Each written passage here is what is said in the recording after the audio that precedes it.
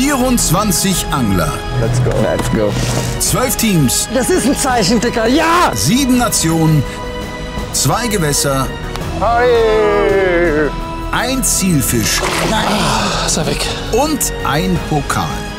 Der YPC Bass 2025 wird euch präsentiert von Hearty Rice, Feel the Difference, dem B1 Bootcenter, Wir bauen dein Boot und der Anglerschmiede, dem Online-Weg zum Angelschein. Hallo liebe Zuschauer und herzlich willkommen zur 7. Episode des YPC Bass 2025. Die ersten 3 Finalisten stehen fest. Um die anderen 3 zu ermitteln, bleiben uns volle 8 Stunden im sardischen Lanka-Paradies, dem Lago Omodeo. Aktuell führen die Favoriten von Ilex vor dem französischen Duo von S-Ash Lithium. Beide Teams konnten schon sehr solide Topwaterfische einbringen, während sich Abu Garcia als Drittplatzierter auf den bislang besten Fang stützen kann. Die Teams der unteren Tabellenhälfte dagegen haben am ersten Angeltag noch keinen Bass jenseits der 1-Kilo-Marke zu Gesicht bekommen. Wir gehen aber mal optimistisch davon aus, dass sich das hier zeitnah ändert. Noch liegt Morgennebel über weiten Teilen des Gewässers, sicher keine schlechte Situation, um sich den misstrauischen Räubern möglichst unauffällig zu nähern, sobald man denn am Spot angekommen ist. Wir legen los. Avanti!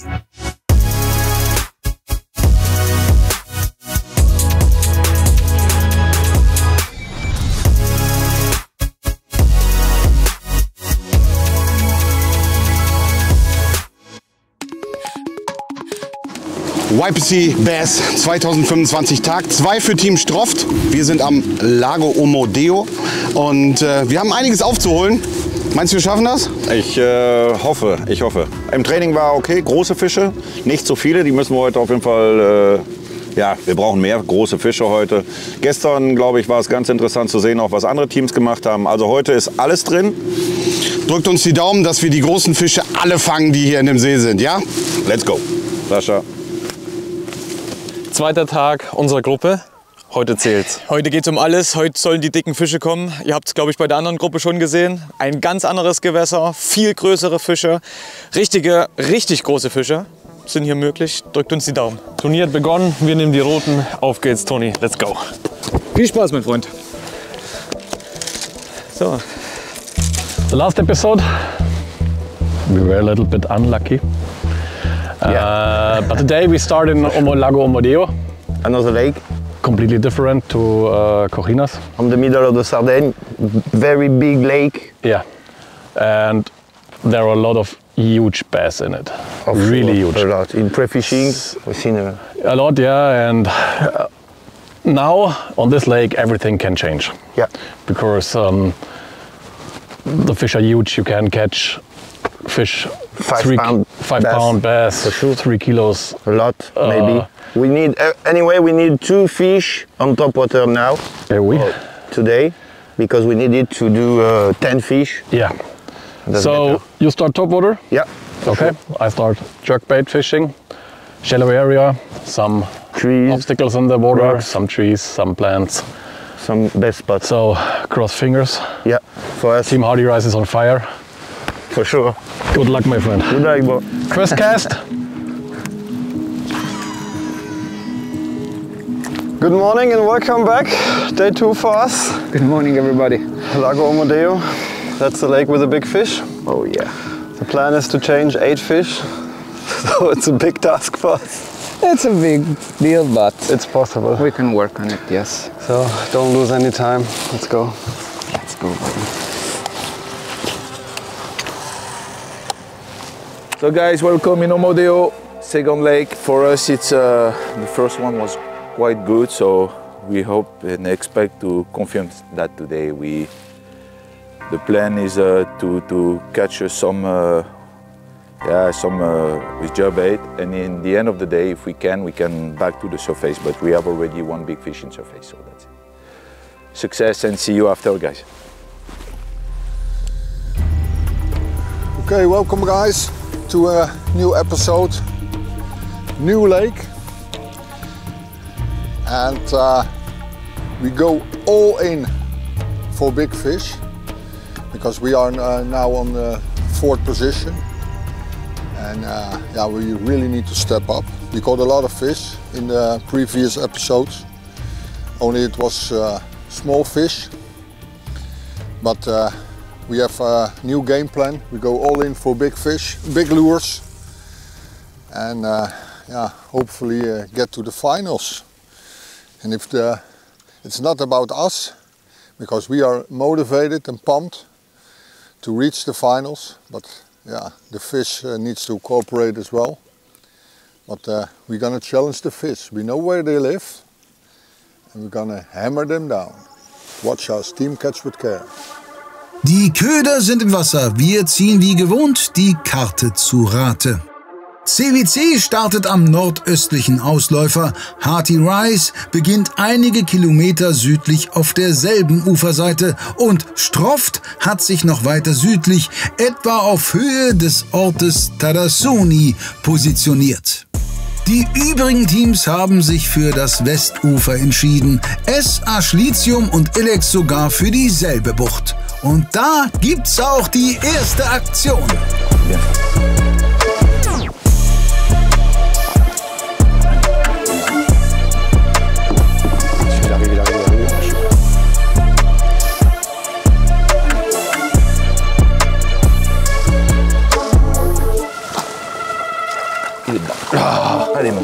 So. First fish of the day, 1.52, nice female. Happy with that. Hope to continue. Well done, Steph.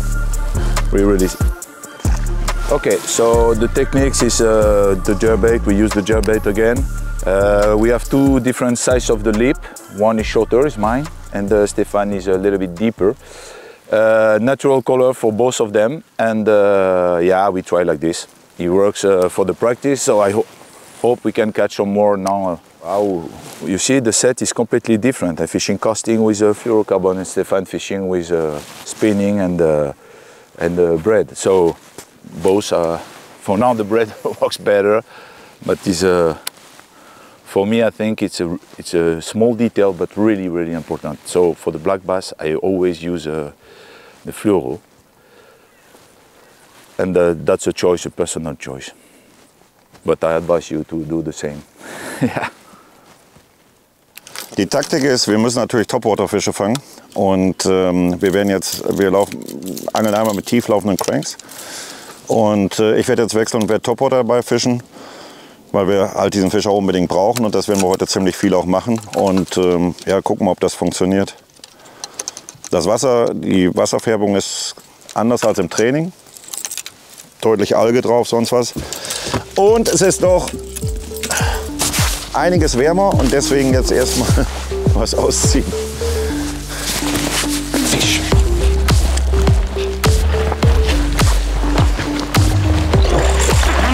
Yes, that's our bread. Good job. Thanks, buddy. Still can do it. Yeah, it's off.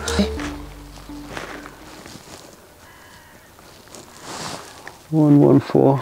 114. Big mouth, not a big belly. Should be a male. It's a starting. At least one bite giving some confidence. It's still dark around us, so maybe bigger fish will move later. We leave this baby back.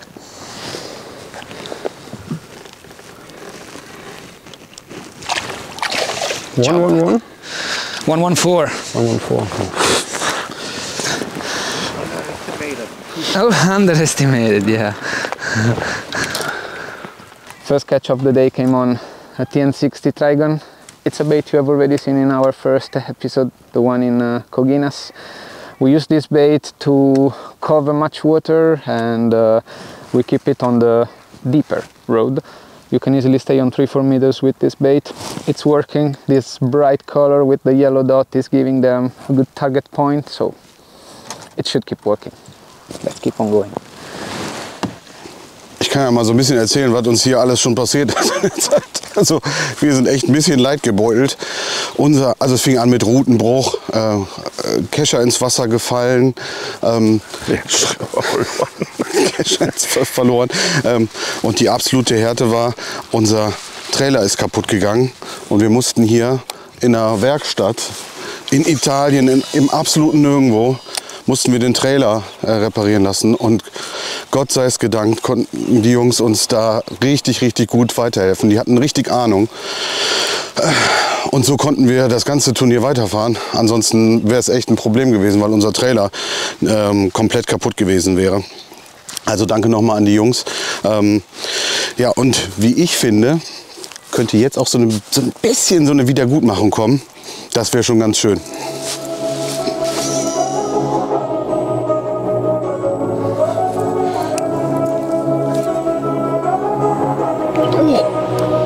Oh, fuck! That must be the lady here. Come on. I had it to the tree. No, he was coming right up at the boat.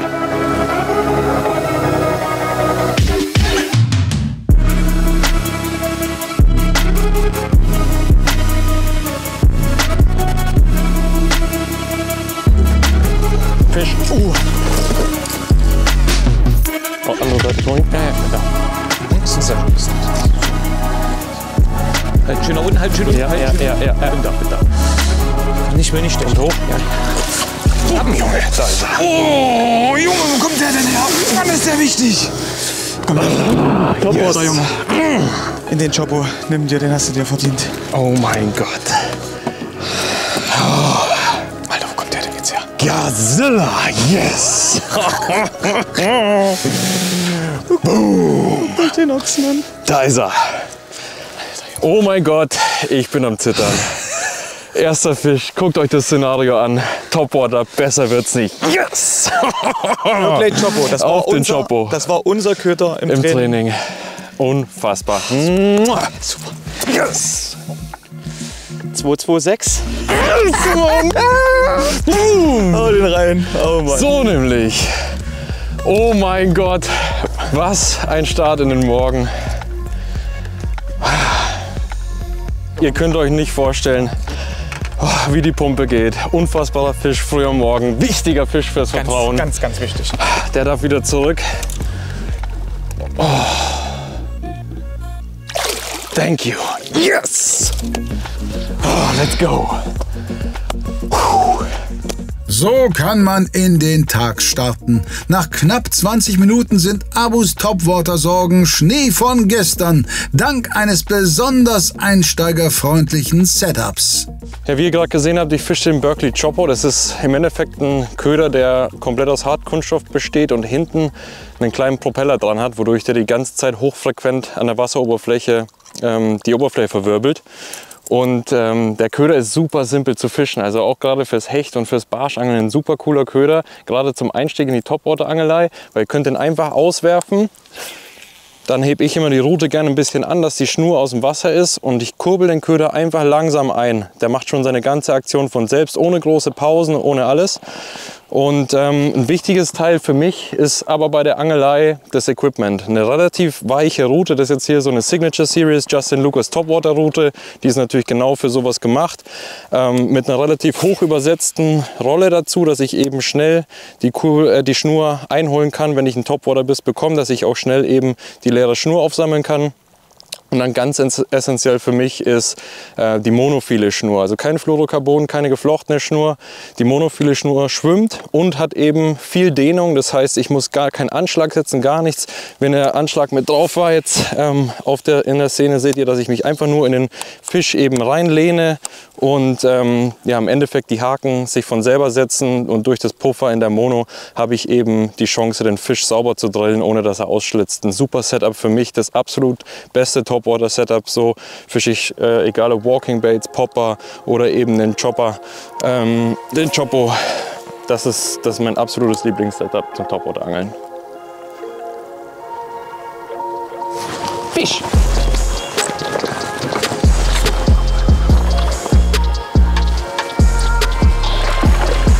Yes! Good job, Marty. There's another one with my topwater. Take it.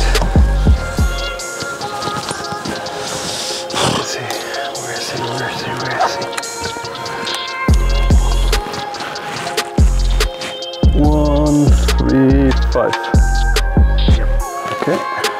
Good job. Oh man. That's another beautiful fish. Start growing a little with the weights and let's keep on going like that.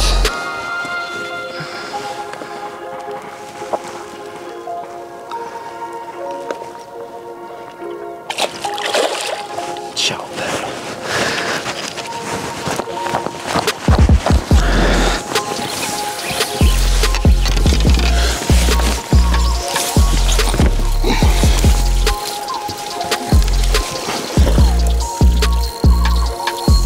Double slip. Yeah.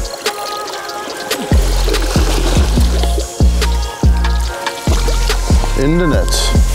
Good job, Evert. Je slipt een beetje dicht. Yeah. This is a nice fish to start with. It's not a monster, but it's at least a kilo fish. Wacht. So 1, 2 or 3. 1, 4, 1. 1, 4, 1. First improved fish, 1, 4, 1. I caught it on the Mirror's Mouse. Normally it's a pike bait, but in our experience we know that the bass will take it as well. So nice upgrade, 1, 4, 1. We keep on casting and hopefully to get the bigger ones as well. Okay, I'm gonna release it.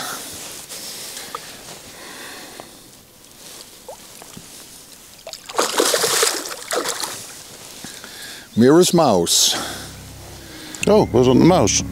Also for black bass. Pas op. Ja, kom maar op.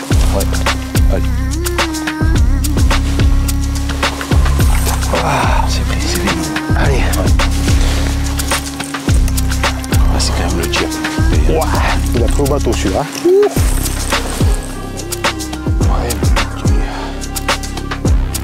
C'est bon? 1 kilo. 1 kilo 0,50. 0,50. Alors. Ah, si j'ai...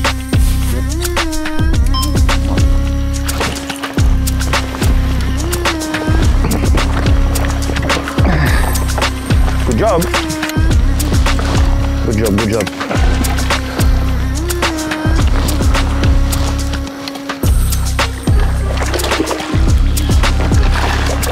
Come on.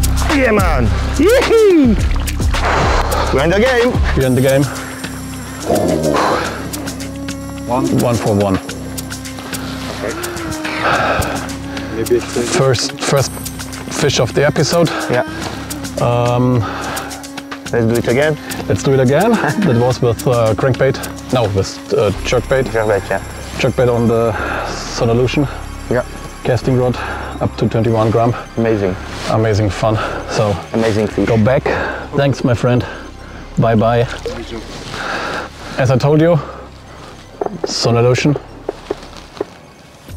682M up to 21 gram. Perfect for a small jerk like that. I love that rod. So Johan, let's go. Yeah. Top water. Cast. Yeah, I do it. Bei 5 Teams steht mindestens ein Omodeo Bass auf dem Board. Bei Stroft wiederum lässt die erhoffte, schicksalhafte Wiedergutmachung weiterhin auf sich warten. Wir merken gerade, dass die Stelle, die uns so gut gefallen hat, wegen der großen Fische hier, dass die auf einmal komplett voll mit Algen ist. Der Wind scheint die ganzen Algen hier reingedrückt zu haben. Das heißt, wir werden jetzt ein bisschen schneller driften, weil wir die Vermutung haben, dass die Fische sich nicht so gerne in diesen Dreck hier hineinstellen. Und eventuell, das war schon wieder fast, und eventuell später nochmal wiederkommen, wenn der Wind angefangen hat. Vielleicht drückt er die Alge hier raus und klärt das Wasser ein Stück weit. Aber mal schauen.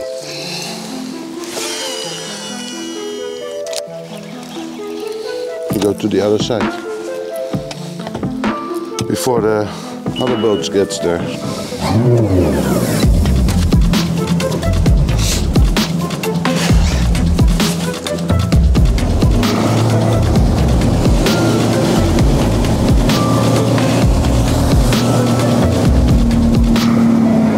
nächste Spot ist gefischt.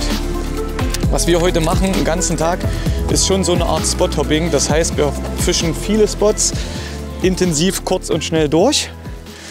Möglichst viel Powerfishing, Topwater, Spinnerbait, Crankbait, Chatterbait, Swimbaits vielleicht und natürlich den Stunner als Jerkbait, der uns ja am ersten Lake schon gut was gebracht hat, wie ihr gesehen habt. Ja, wir hoffen jetzt in den ersten Morgenstunden noch genau auf einen Topwaterfisch. Wir haben halt gerade einen sehr, sehr, sehr guten schon gefangen. Daumen drücken, dass es klappt. Auf hier!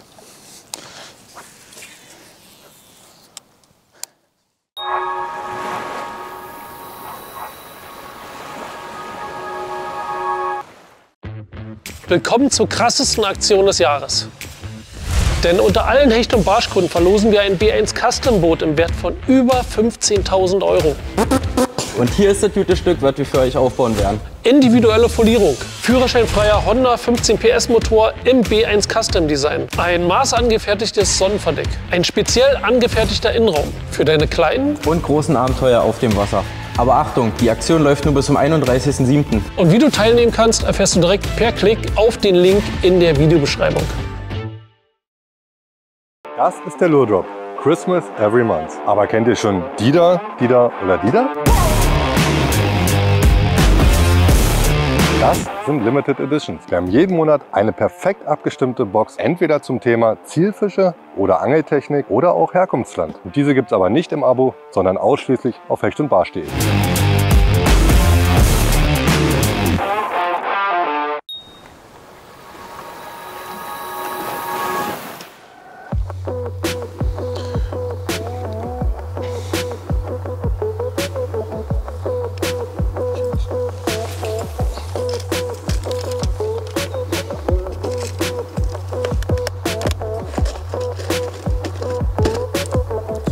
You know why we don't get bites?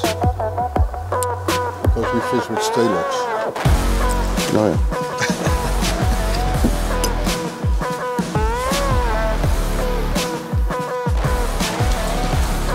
Small one.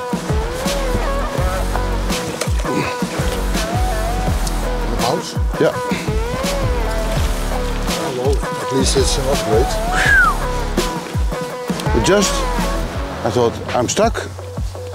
And it was hanging on. So, second fish on the Mura's mouse.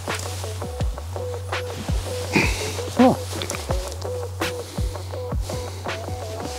118. Second fish on the Mura's mouse. And I'm gonna put it back. Thank you. Thank you for biting. Nach Ilex und Essarsch macht auch CBC die Karte voll, denn durch den zweiten Omodeo Bass rückt ein kleines Topwater-Exemplar von Tag 1 aus der Reserve nach. Wir stellen außerdem fest, für Hechtangler scheint der Einstieg in die Bass-Materie relativ barrierefrei zu sein. Well, as I told, I'm fishing with the Mura's mouse. This is actually a pike lure. But also Zander love it. And because of this lure I need a bit heavier rod. So I'm fishing with the new 92 series rod. It just came out and this is the Pike Finesse light spinning rod. The weight is until 60 grams. It's perfect to fish the small mouse. This is the mini mouse. We also have the big mouse, but that's too heavy for this rod. But for this kind of fishing, it's a perfect spinning rod. The Pike Finesse, new 92. Matti, when we finish this, should we run to the back and fish those two walls where I got the topwater fish and the couple? Yeah, Stefan is also, you see. Want to go now? Starting from the end. Tony should have stopped around the corner. Yeah, around the corner, that's what I was thinking. So let me cast on this wall again. Let's fish around, but we can go, yes.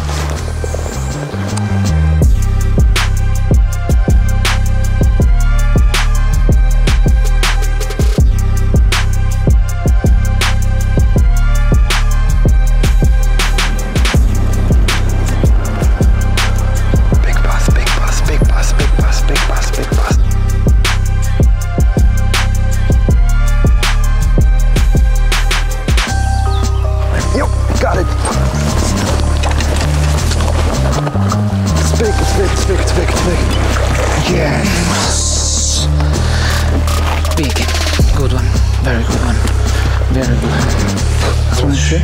Huh? From the tree? Yes. Okay. I saw it taking the bait. I was sure there must be fish. Scale ready? Okay. 174. 174. Okay. Okay. Wow, das ist ein super schöner Fisch aus dem Omodeo. Wir haben im Training noch deutlich größere Fische gefangen, fast noch 1 Kilo mehr. Und die brauchen wir heute, aber I think 3 fish already, it's good. So, und die darf zurück, die Dame. Die hat auf Sicht gebissen. Ui, ziemlich cool. Und der Köder der Wal ist der Ilex Re-Range. Gibt ihn in 2 Größen, wir angeln auch beide Größen. Der Grund, warum wir hier mehr Jerkbait angeln, also Matti konnte ja auch den ersten Fisch auf den Trigon fangen, aber warum wir hier mehr Jerkbait angeln, das Wasser ist deutlich klarer. Und in so klarem Wasser sind Jerkbaits dann oft die bessere Wahl, man kann sie länger am Platz stehen lassen. Der Fisch kam jetzt hier vorne auf Sicht, da ist eine Mauer im Wasser und so ein kleiner Baum steht da dran. Und hier hatten wir im Training einen richtig großen Fisch mit 2,3 Kilo auf dem Topwater. Leider kam der jetzt nicht hoch, aber ich war mir sicher, da steht ein Fisch. Und eben in diesem klaren Wasser sind die Jerkbaits dann oft die bessere Wahl. Wenn ich jetzt hier noch rauskriege, könnte ich ihn euch auch noch zeigen. Ich denke, der wird noch hoffentlich den einen oder anderen Fisch bringen. Ich hatte ja auch schon 2 Attacken auf denselben Kollegen hier. 3 Fische sind schon mal nicht schlecht. Aber da fehlen noch. 5 Stück wollen wir noch fangen. 2 more casts. 2 more casts and then we go to the jerkbait, one on the deeper thing. Then we go. Bin mir sicher, Marc will den Baum hinten auch fischen. Ja, der will hier hin auf jeden Fall. 1000%, aber der will auch die Büsche hier haben. Die hatten wir noch 1, 2 Fische, die uns auch vorbeigesammelt sind. Let's go now. On the right. I'm not going to the left. Let's go. Okay.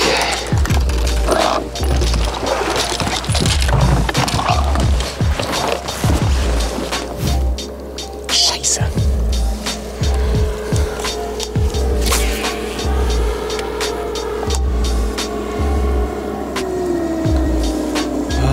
Fährt er doch nicht ganz hin, oder? Nee, fährt er nicht. Das ist Wahnsinn, ein Riesensee ist das. Und am Ende kommt immer wieder die... Und wir haben ihn kein einziges Mal im Training hier gesehen. Ja.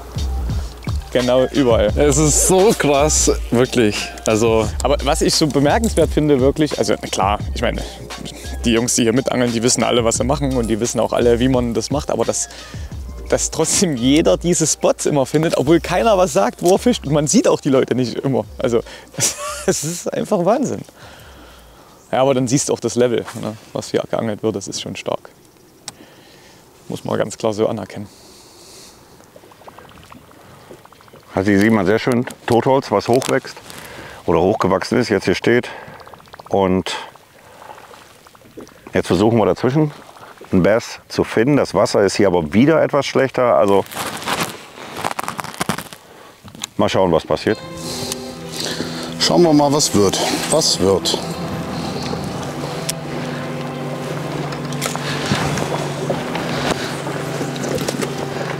Tony is also going out. Thank you. Okay. They all go down to the left. They all went down to the left.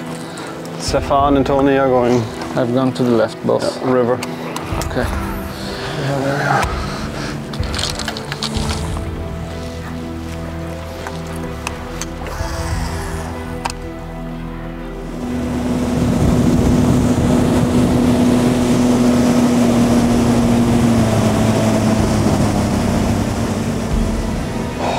No, it's one rock, sorry. Too excited. Okay. Too excited. Open up.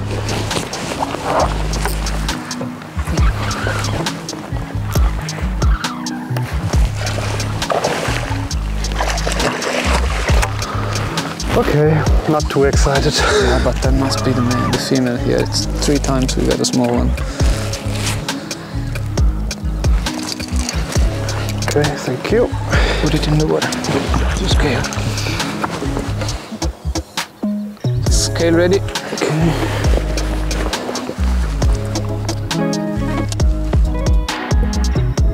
Right now. So, please. 102. Another kilo fish. Mark is taking off the re-range from the net. That's the jerkbait that gave us this little buddy.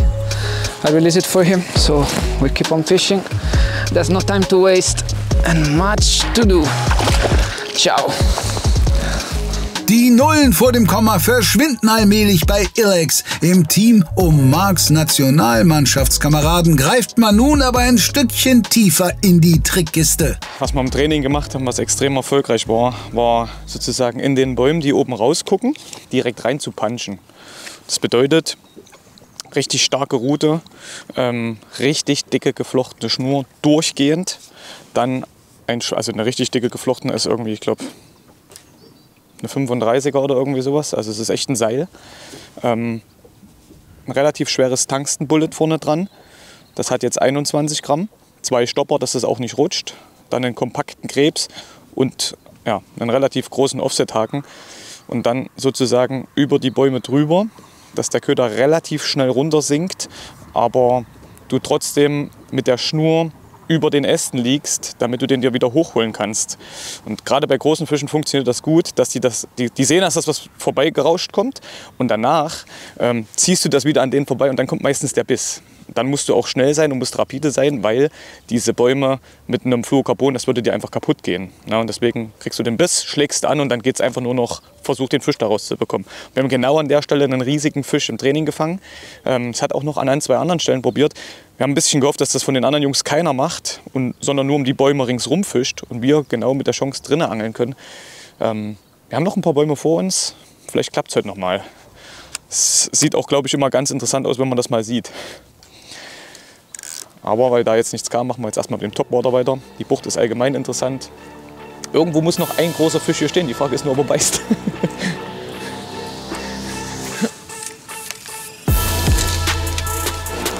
Small one. What is it? It's not a small one. It's a big one. Oh, it's a big one. It's a really big one. I thought it was a small one. Whoa! This is a 2 kilo plus. I say it's a small one.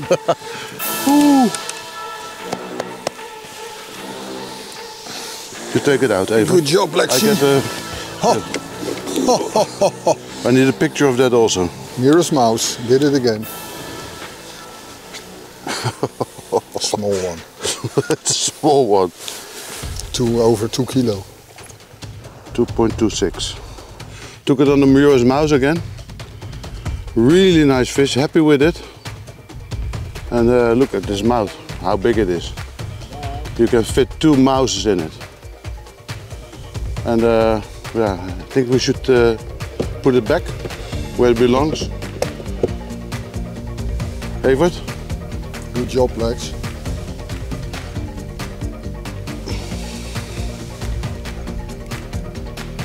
Second fish from this hole. We're really happy with it. Da war Lex selbst ein wenig überrascht. Toller Fisch und schon wieder war's die Maus. Möglicherweise war Erfinder Maurizio Miura bei der Entwicklung seines weltbekannten Hechtmagneten ja doch ein Stück weit inspiriert von der Bass-Begeisterung in seinem Heimatland. CWC rückt fürs Erste in die Qualifikationsränge. Stroft nimmt derweil den nächsten Anlauf. Neue Stelle, neues Glück. Wir sind ein bisschen vom Pech verfolgt irgendwie. Diese Stelle sieht zumindest so aus, als wenn das Wasser klarer wäre. Wir hoffen, dass wir jetzt hier mit unseren Bimmelim-Dingern hier von Spinmad, dass wir da ein bisschen was rausholen können. Und dann können wir uns wieder auf Topwater konzentrieren.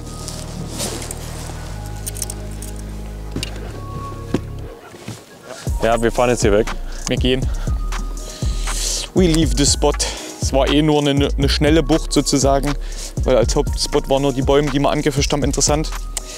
War leider keiner da. Muss nicht heißen, dass er, naja gut, vielleicht war er doch da, hatte keinen Bock, keine Ahnung. Wir fahren jetzt einmal gegenüber, also genau auf die andere Seite vom See und versuchen dort genau die gleiche Sache mit den Bäumen nochmal. Da haben wir uns ein paar markiert. Und da gehen wir jetzt hin, pam, pam, pam, pam und versuchen die abzutitschen und gucken, ob wir da noch einen Biss bekommen. Wenn Marc nicht vor uns dort ist, was gut möglich ist. Gut, wie heißt es im Sport, der Schnellere gewinnt. They're moving a lot, the others. Oui? Yeah. Everybody's moving a lot. Why? Maybe they try to find fish. Now we're on the next spot. A little bit deeper area. Besonders Abo und Alex reißen einige Kilometer ab. Stroft war ebenfalls viel unterwegs, bislang allerdings vergeblich. Der jüngste Spotwechsel könnte sich aber nun vielleicht doch auszahlen. Fisch, Fisch, Fisch.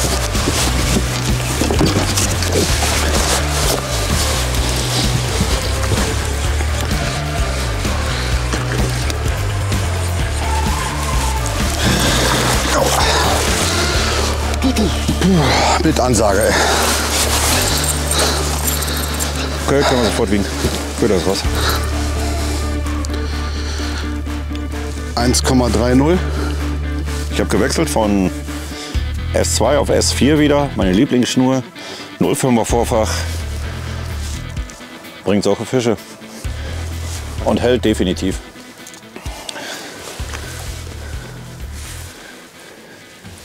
Dankeschön. Fällt jetzt erstmal ein Stein vom Herzen, dass wir einen gefangen haben. Und ja, jetzt geht's weiter. Es war schon ein Spot von uns jetzt hier, der im Training auch geliefert hat. Eigentlich genauso wie jetzt auch. Aber alle anderen Spots bis jetzt waren wirklich Mist. Aber hier ist zum ersten Mal so, dass wir das Wasser hier nicht völlig abstoßend finden. Also hier schöne Sichtigkeit, bisschen Alge drin, aber alles in einem Rahmen, wo man sagt, das kann man noch gut fischen. Es scheint die Lösung zu sein. Klares Wasser suchen. We arrived at the new spot. Even though it's not the best circumstance for topwater fishing, because it's flat calm, no wind. Normally for topwater fishing on this spot, our experience is that you need to have a little bit more wind.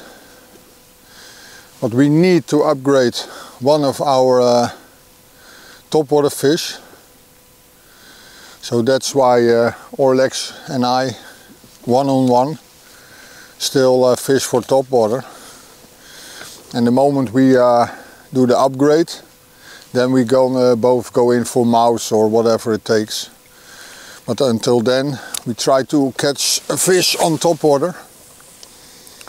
Because without the extra topwater, even though we already have two, it has no use to go all in for the bigger fish.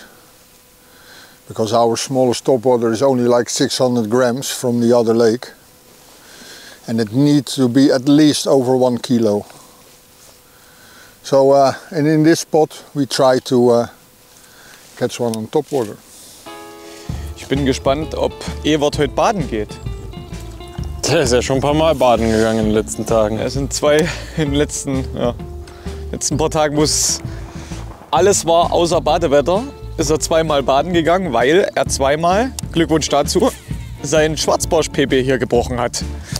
Und da hat er es gesagt, dass wenn er den bricht, geht er ins Wasser, und das hat er auch zweimal gemacht. Und er hat auch gesagt, wenn er den nochmal bricht, geht er auch während des Wettkampfs ins Wasser. Ich habe jetzt so eine gemischten Gefühle. Auf der einen Seite würde ich es mir wünschen, würde es gern sehen. Aber auf der anderen Seite wäre es schlecht für unser Scoreboard. Naja, gucken wir mal. Wenn es so sein soll, dann wird es so passieren. Und wenn nicht, dann nicht. Auch geil, dass der Wetterbericht gesagt hat, dass der Wind von einer anderen Richtung kommen soll und über die Berge hier auf dem Main Lake pusten soll. Wetterfrosch wäre auch so ein geiler Job. Kannst machen, was du willst. Fürs Lügen bezahlt werden. Völlig egal, was du sagst. Die zucken dann immer mit den Schultern und sagen, ja, was soll man denn machen? Das ist das Wetter. Aber ja. Mittlerweile habe ich mich dran gewöhnt. Ich wollte dem extra Attention geben. This area I will try some glide baits. Some glide bait with the meter overcast. It's a series for heavy bass fishing and heavier pike fishing. And maybe we can convince some bass to attack the bigger lures.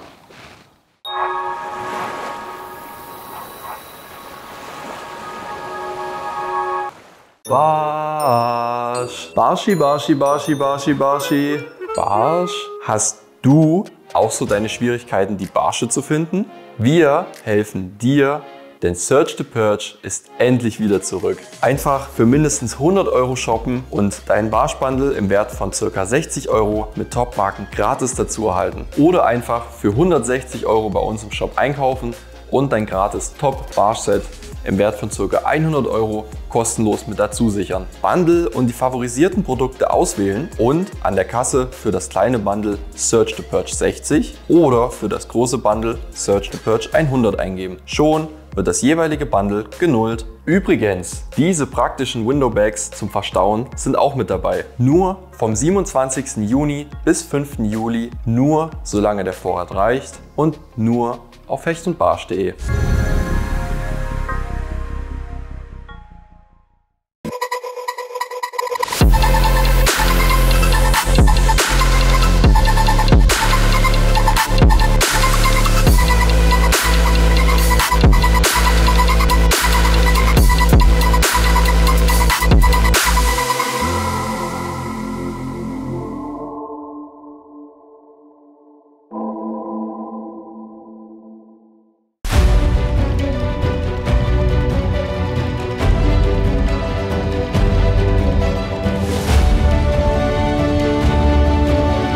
Jetzt ist die beste Zeit für dein Boot. Sichere dir jetzt dein Traumboot zu attraktiven Sonderkonditionen und spare bis zu 5.000 € auf ausgewählte Komplettangebote. B1 Boat Center. Willkommen an Bord.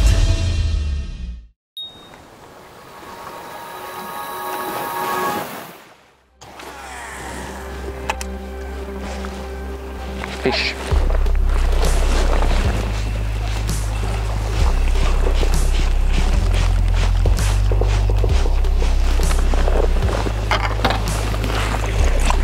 No, non sapevo.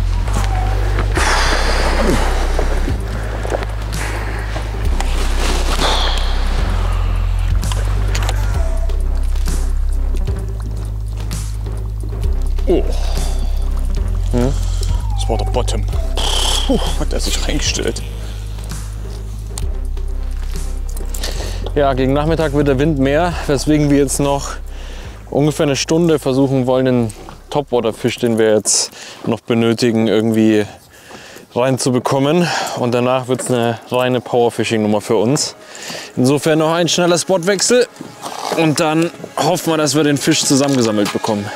Vielleicht kriegen wir ja noch mal einen. Wir hatten vorhin an der Stelle noch mal einen Biss. Der hat verfehlt. Vielleicht hat er jetzt noch mal Bock. Der Junge. Auf geht's. Oder das Mädchen.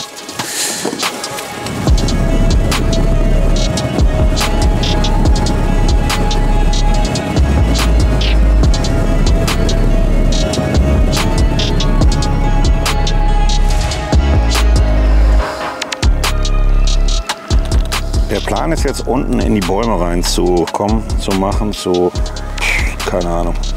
Also ich probiere was aus, was eigentlich überhaupt nicht meine Angelei ist. Ich habe da gar kein Werkzeug für bei. Das Problem ist, wir haben so viele Hänger hier in diesem Teich gehabt, dass ich jetzt einfach nur irgendwas runterlasse, was vielleicht keinen Hänger produziert. Und wie das aussieht, ist mir auch gerade vollkommen egal. Vielleicht 2, 3 Würfe, gucken.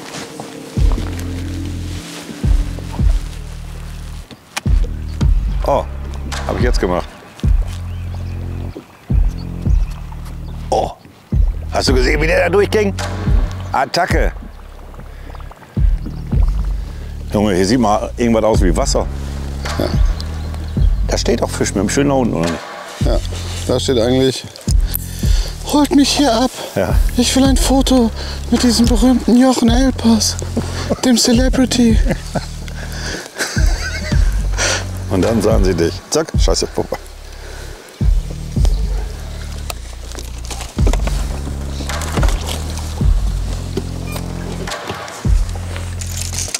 vorne, wo es flach wird, da hatten wir den Fisch. Wo es flach wird? Hier, guck. Achso, wir hatten den genau bei dieser grünen Matte da draußen.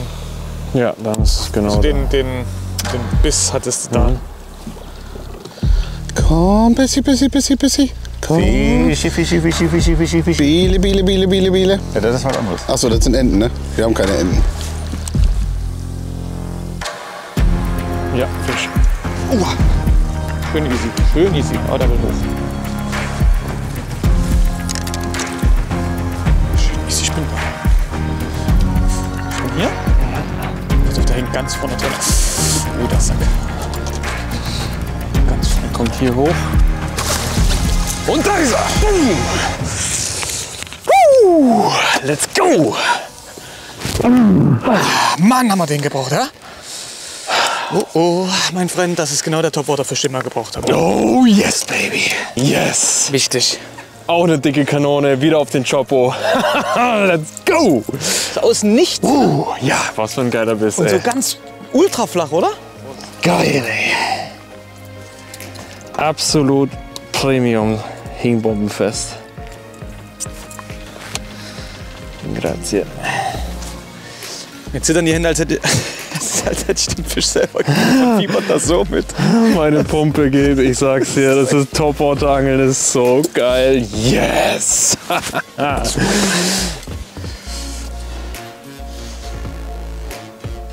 1,68.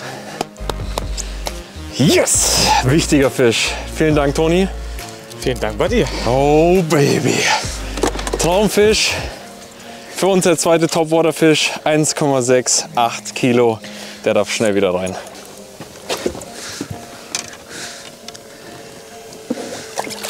Ja, Mann, komm her. Der war ganz, ganz wichtig, Junge. Ich will das weiterfischen. Ja. Oh, yes! Chop. Das Ding ist einfach eine Bank, Mann. Der Chopo ist einfach eine geisteskranke Bank. So einfach zu angeln, aber so geile Bisse. Und das Coole ist bei der Art von Köder ist einfach, dass er in einer Linie läuft. Anders wie ein Walk-the-Dog-Bait geht er halt komplett gerade. In der Regel hat man super wenig Fehlbisse. Und das ist unfassbar geil. Eine andere Sache, die ich auf gar keinen Fall mache beim Topwater-Angeln, ist einen Anschlag setzen. Also auch da wieder Fisch kam, Attacke. Ich habe gespürt, wie Druck dahinter ist, lehne mich einfach rein, fange an zu kurbeln, weil da ist viel Dehnung in der Schnur. Die dünnen Drillinge gehen super einfach rein. Der Fisch hing bombenfest, absolut geil. Mein Herz schlägt mir aus der Brust, unfassbar. Yes! Oh. Angeln kann so geil sein. Und jetzt gehen wir für die Dicken. Ganz wichtiger Fisch, der Abo neben der Fullcard viel taktischen Freiraum für die verbleibenden 5 Stunden gibt. Nach seiner harschen Kritik an der Meteorologie liefert Toni jetzt aber erstmal eigene Interpretationen zum sardischen Wetter. Wir hatten einen Tag im Training, da haben wir auch früh dort angefangen, wo wir heute gefischt haben. Und da war es so gut wie windstill und die Luft hat sich genau wie jetzt so richtig drückend angefühlt. Und das war der einzige Tag so. An dem Tag hatten wir, glaube ich, 9 Topwater-Bisse oder irgendwie sowas. Also völlig außer der Reihe. Das war sonst nie so krass. Und einen Tag später war diese drückende Luft weg.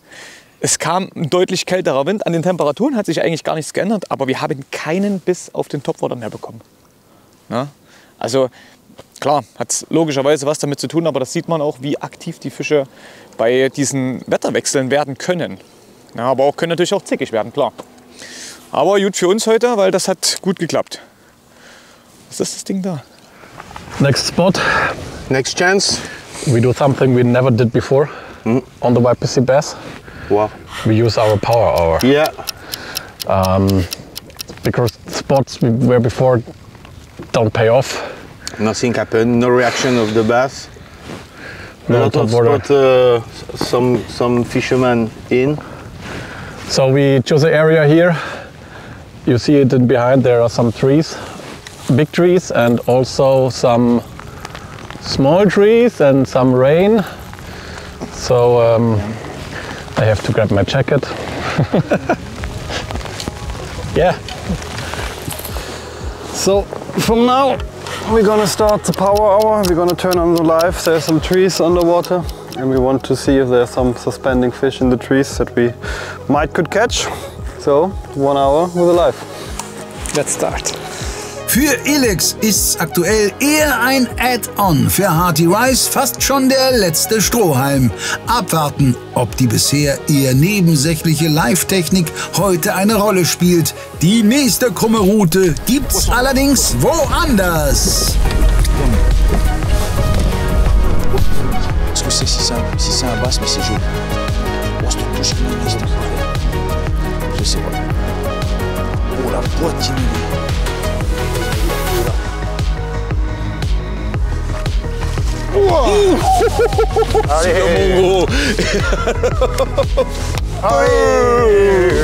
Oh, c'est joli ça.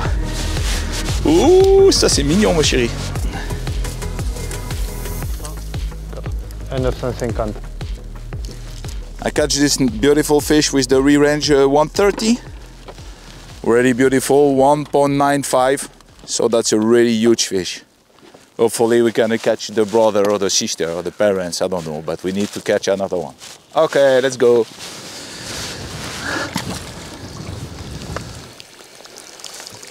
Ich bin da extra hier so gefahren, dass wir aus dem Regen rauskommen. Warum kommt er jetzt hinterher? Oh, sieht interessant hinter uns aus. Ach du Scheiße. Okay, Regenjacke, Attacke. Regenjacke, Attacke. Einmal fest bitte, das tue ich mir nicht an. Wofür habe ich eine Jacke? Ich kann jetzt nicht festhalten, hol selber rein.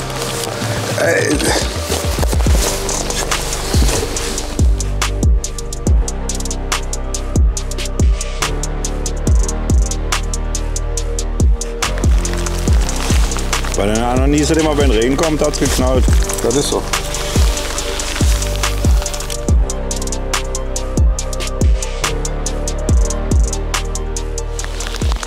Aber da kannst du die Kamera auch wegpacken sonst. Der Kameramann bei S-Asch hatte offenbar dieselbe Idee. Deshalb wurde die folgende Sequenz ausschließlich mit der Action Cam aufgezeichnet.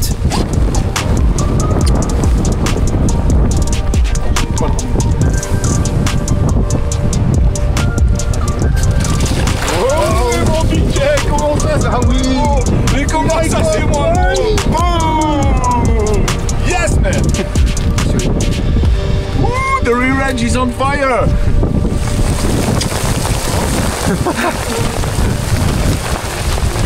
Ouais.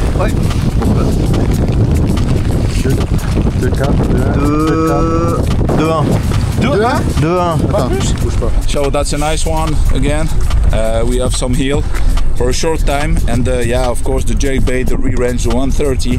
It's crazy lure, crazy fish. What a beauty, eh? So look at this. Yeah, we are so happy now. Führung für die Franzosen nach diesem Doppelschlag binnen weniger Minuten absolut verdient.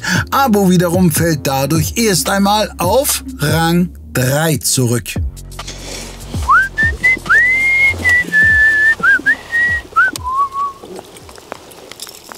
Boah, das ist jetzt der Moment, wo ich mir einen Topwater-Biss wünschen würde. Ich liebe es, wenn es einfach nur windstill ist oder fast windstill und es fängt an zu regnen. Also du bist echt ein Romantiker. Das ist wirklich, wenn ich es malen müsste, so wird es bei mir aussehen. Würde aber keiner erkennen, wenn du es malen müsstest. Wenn ich es malen würde, würde es keiner erkennen, ja. Nein, aber ich kann es nachvollziehen. Es ist halt wirklich, wenn es der Wind nicht versaut, ist es echt schön. Lieber einen ganzen Tag Regen, als diesen ekligen Wind die ganze Zeit.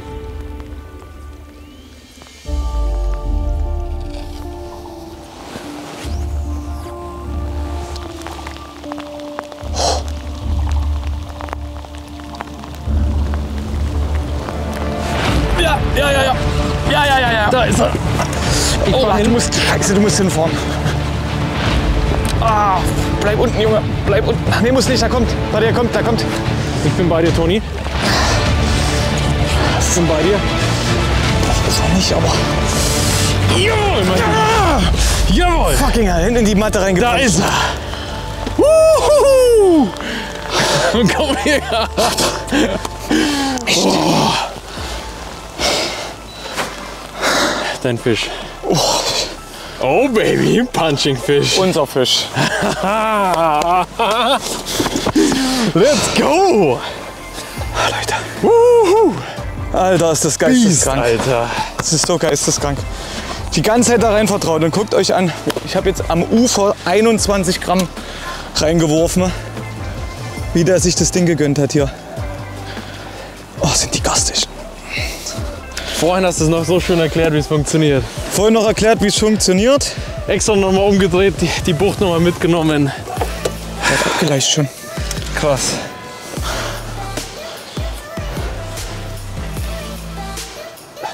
...208. Oh, sehr gut.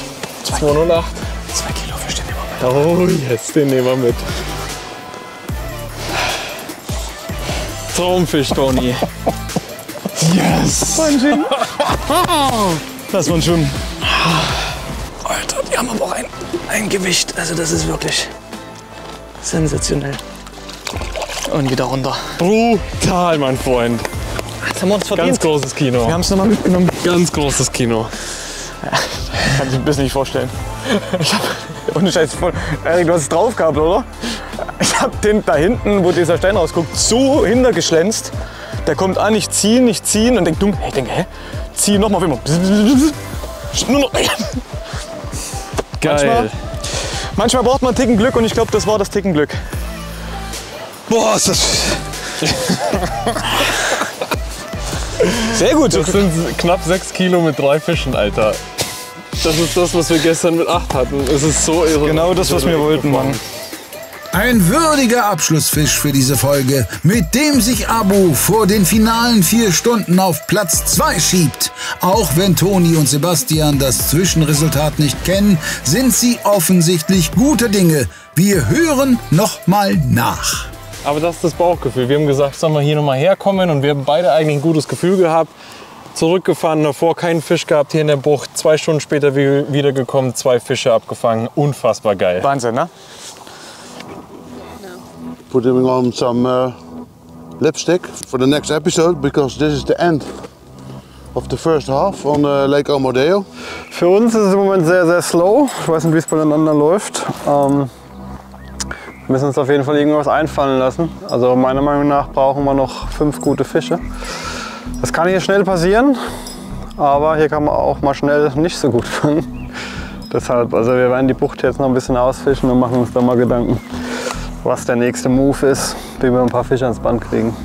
We are now around 6.5 kilo today on this lake, so we have 4 fish, so an average, yeah, a little bit more than 1.5, so that's good. And okay, we're gonna continue to hammering, and he missed at least 1-2 kilo or 2 fish of a little bit less, but he missed this one. That's what we need. Evert, we think we are gonna catch 4 more fish at least. At least. 1 topwater. We need 1 topwater, yeah, because we have topwater of 600 grams. Yeah, we need to wipe that out, because in the end that will not be enough. Also nicht vergessen einzuschalten bei der nächsten Episode, dann knallt's. Thank you for watching, and we will see you in the next episode. Ganz genau. Und es dürfte spannend bis zum Schluss bleiben. SA Schlitium führt. Abu Garcia hat dank des bärenstarken Topwater-Resultats möglicherweise aber noch bessere Karten. Ilex auf Rang 3 macht viel richtig. Es fehlt aber ein echter Ausnahmefisch, um sich klar von CWC abzusetzen. Vieles deutet also auf einen Vierkampf hin. Es sei denn, die beiden Schlusslichter finden am Nachmittag doch noch ein Honey Hole. Seid gespannt, das letzte Wort wird hier erst nächsten Sonntag um 18 Uhr gesprochen. Ich wünsche euch eine wunderbare Woche. Schaut bei uns im Shop vorbei. Viel Erfolg am Wasser und ciao!